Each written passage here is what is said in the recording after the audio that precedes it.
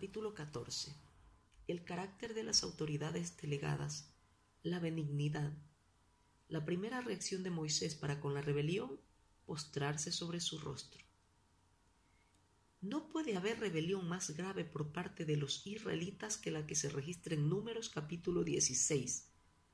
El líder de ella fue Coré, hijo de Leví, asociado con Datán y Abirán, hijos de Rubén, y apoyado por 250 príncipes de la congregación.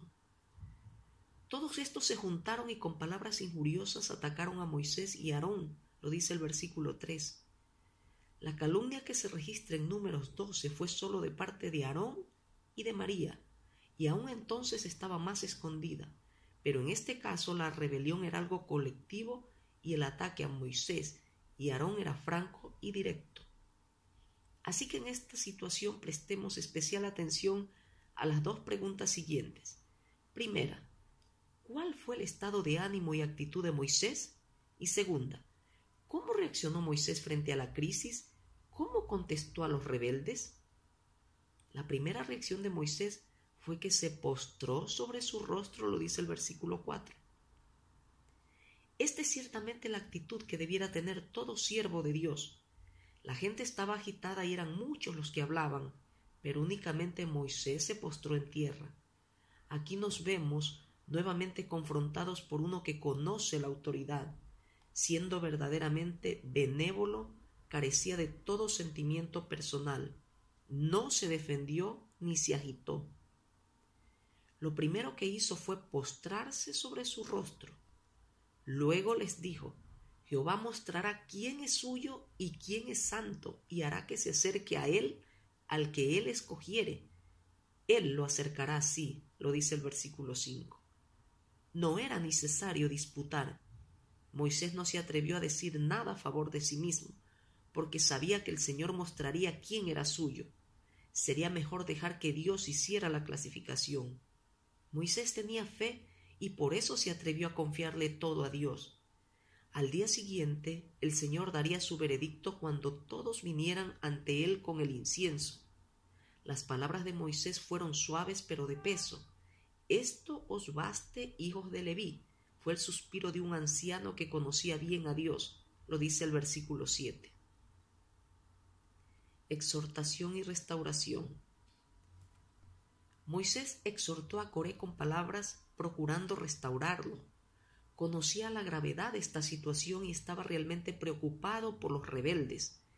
No solo suspiró, sino que también los exhortó diciéndoles en los versículos del 8 al 11: Oíd ahora, hijos de Leví, ¿os es poco que el Dios de Israel os haya apartado de la congregación de Israel, acercándoos a él para que ministréis en el servicio del tabernáculo de Jehová y estéis delante de la congregación para ministrarles?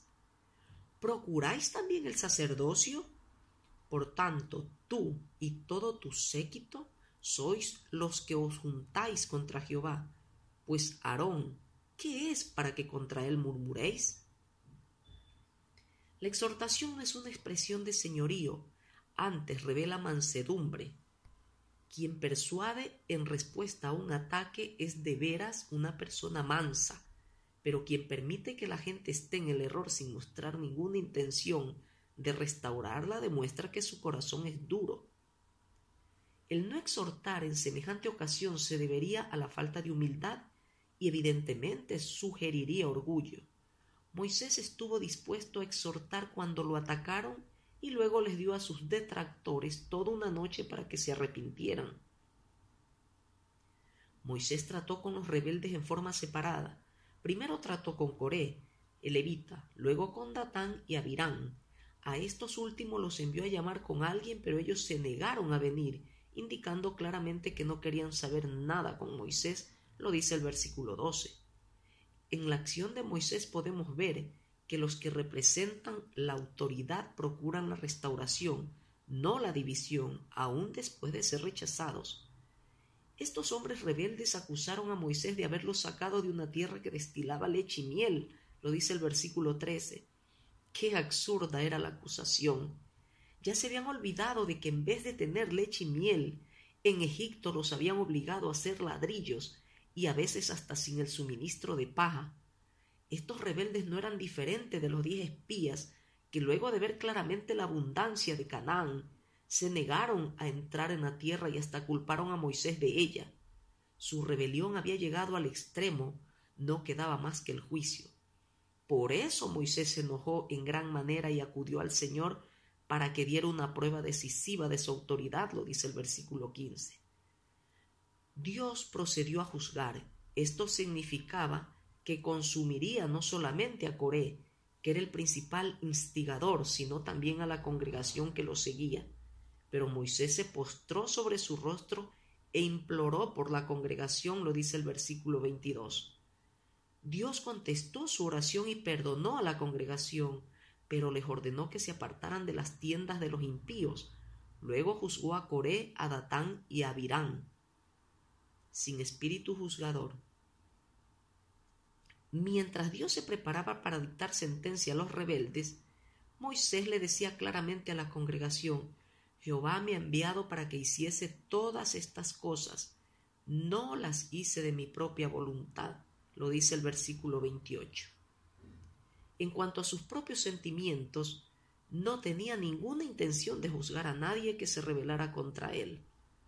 Él mismo demostró que era el verdadero siervo de Dios cuando insistió en que esta gente no había pecado contra él sino contra Dios.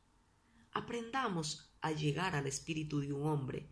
Vemos que en Moisés no había ni la más leve intención de juzgar. Él actuó en obediencia a Dios porque era siervo suyo.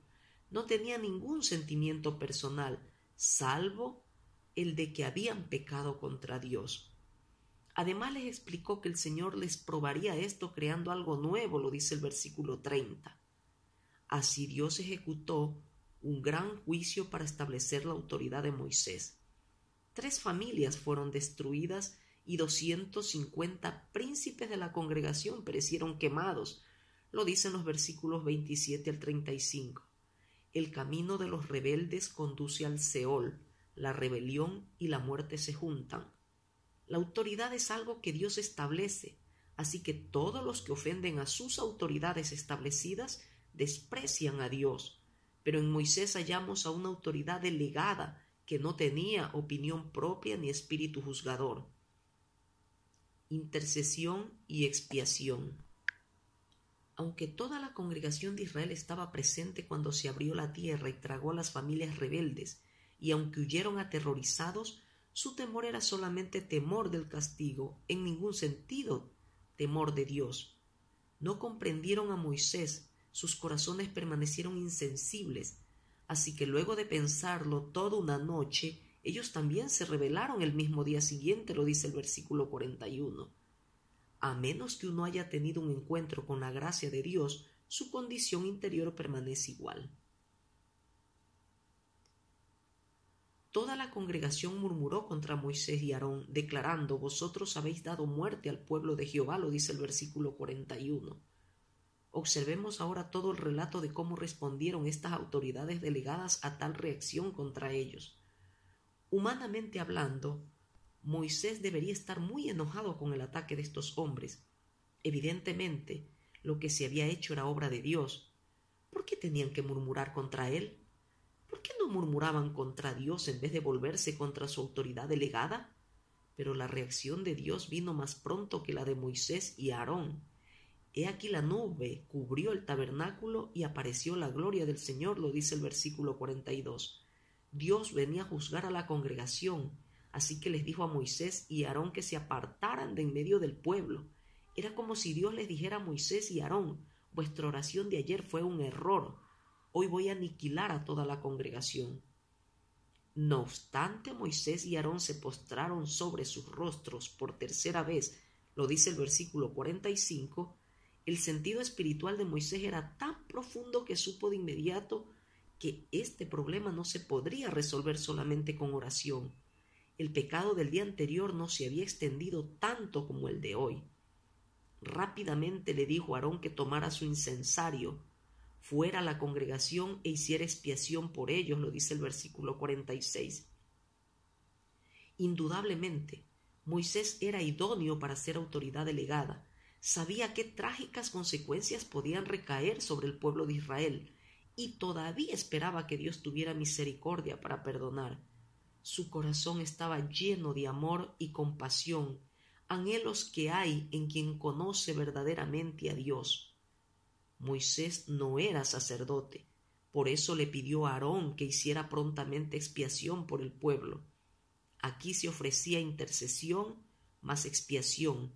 La mortandad ya había comenzado entre el pueblo. Aarón se puso esta vez entre los muertos y los vivos, con el resultado de que cesó la mortandad. Los que murieron en esta ocasión fueron 14.700, lo dice el versículo 49. Si Moisés y Aarón no hubieran estado tan alertas, seguramente habrían muerto muchos más. La gracia expiatoria que se veía en Moisés era asombrosamente semejante a la que se veía en su Señor. Cuidaba del pueblo de Dios y se sentía responsable tanto de los obedientes como de los rebeldes. Una persona que solo cuida de sí misma y que frecuentemente se queja de la responsabilidad que le cabe por otros no sirve para representar la autoridad. La forma en que uno reacciona demuestra la clase de persona que es. Muchos piensan solamente en guardar las apariencias y son sumamente susceptibles a las críticas de otros. Todos sus pensamientos son egocéntricos. Moisés, sin embargo, era fiel en toda la casa de Dios. Es posible que si el pueblo hubiera sufrido, Moisés habría sentido satisfacción carnal, pero en tal caso no habría sido un siervo fiel. Un siervo fiel, aunque sea personalmente rechazado y despreciado, llevará las cargas de los demás. Los israelitas se rebelaron contra Moisés, pero él intercedió por sus pecados. Se opusieron a él y lo rechazaron, pero todavía intercedió por ellos. Si solo cuidamos de nuestros propios sentimientos, no podremos interceder por los problemas de los hijos de Dios. Confesemos, por tanto, nuestro pecado, reconociendo que somos demasiado pequeños y demasiado duros. Dios desea que tengamos gracia. Permitamos que Dios juzgue en todas las cosas. El ser benignos con los demás es la característica de todos los que están en autoridad.